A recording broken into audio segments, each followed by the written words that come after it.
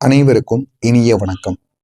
வருகின்ற பிப்ரவரி 27 ஆண்டின் மிக புனிதமான நாட்களில் ஒன்றாக இருக்கும் சர்வ ஏகாதசி வெள்ளிக்கிழமை. மாசி மாதத்தின் ஒளியோட சக்தி அதிகமாக இருக்கக்கூடிய ஒரு நாள்.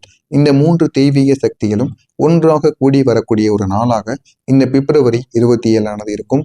இந்த ஒரு நாளில் நாம் ஸ்ரீ மகாவிஷ்ணுவை மனதார வழிபட்டால் குடும்பத்தில் ஏற்பட்டிருந்த விரக்திகள் அனைத்தும் தீர்ந்துவிடும். உங்களுடைய வாழ்க்கையில் இணக்கமும் அமைதியும் வரத் தொடங்கும்.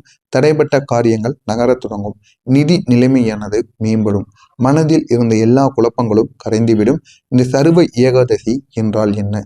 ஏகாதசி என்பது பாவ நிவர்த்திக்கான ஒரு நாள். ஆனால் சர்வ ஏகாதசி என்றால் சர்வ பிளஸ் ஏகாதசி எல்லாருக்கும் பொருந்தும். அனைவருக்கும் அருள் தரக்கூடிய ஒரு ஏகாதசி. இது ஒரு குறிப்பிட்ட ராசிக்கு, ஒரு குறிப்பிட்ட நபருக்கு மட்டும் கிடையாது.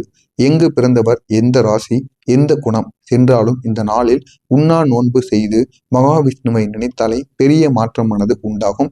ஏன் இந்த மாசி மாதத்துல ஏகாதசி சிறப்பு வாய்ந்ததாக கருதப்படுகிறது அப்படின்னா, மாசி மாதத்தின் சூரிய ஒளி அதிகமாக இருக்கும். இயற்கையின் சூடான ஒரு ஆகாய சக்தி, வெள்ளிக்கிழமையின் லட்சுமியின் அருள், விஷ்ணுவின் ஏகாதசி சக்தி. இந்த நாள் வரும் இணையக்கூடிய ஒரு நாளாக இருக்கும் மாசி ஏகாதசி.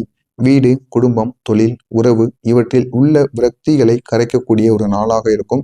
இந்த நாளில் நம்ம விஷ்ணுவை நோக்கி மனதார ஜெபித்தால் நீங்கள் எதிர்பார்த்த தொலைவு உங்களுக்கு குறைந்து உங்களை நோக்கி வரக்கூடிய நல்ல ஒரு நாளாக இருக்கும்.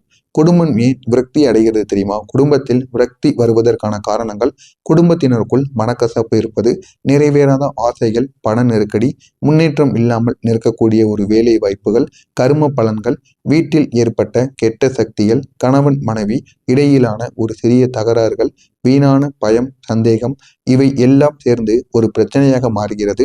ஆனால் ஏகாதசி அதனுடன் வெள்ளிக்கிழமை வழிபாடு இந்த எல்லா விரக்திகளையும் களைந்து விடக்கூடிய நல்ல ஒரு நாளாக இருக்கும். எனவே இந்த ஒரு நாளில் காலை எழுந்தவுடன் செய்ய வேண்டிய 5 புனிதமான செயல்கள். படுக்கையிலிருந்து எழுந்தவுடன் கர நியாசத்தை நீங்க சொல்ல வேண்டும். கைக்குள் லக்ஷ்மி, சரஸ்வதி, கோவிந்தன் இருக்கும் என்பது அனைவருக்கும் தெரியும். அடுத்ததாக முகத்தில் தண்ணீர் தெளித்து நீங்கள் எழுந்து கொள்ள வேண்டும்.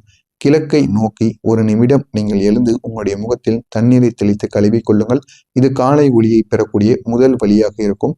2 கைகளையும் இணைத்து மனதில் ஒரு விருப்பத்தை வைத்துக் கொள்ள வேண்டும். ஏகாதசி நாள் என்பது மனதின் அலைகள் வானத்தை தொடக்கூடிய ஒரு நாளாக இருக்கும். உங்களுக்கு அருகில் ஒரு தீபத்தை ஏற்றிக் கொள்ளுங்கள். எண்ணெய் தீபம் அல்லது நெய் தீபம். இந்த ஒரு தீபத்தை ஏற்றி இது விஷ்ணுவின் விருப்பத்திற்கான ஒரு தீபமாக இருக்கும்.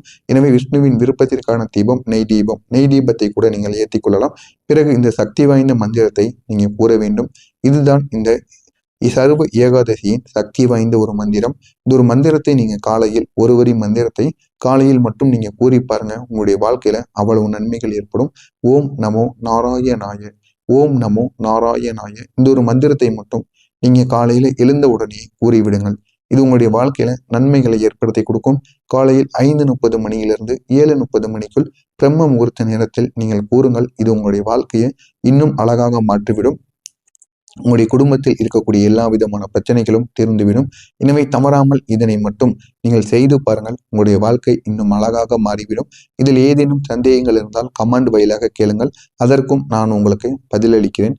நல்லதே நினையுங்கள். உங்களுடைய வீட்டிலும் நல்லது மட்டுமே நடக்கும். நன்றி, வணக்கம்.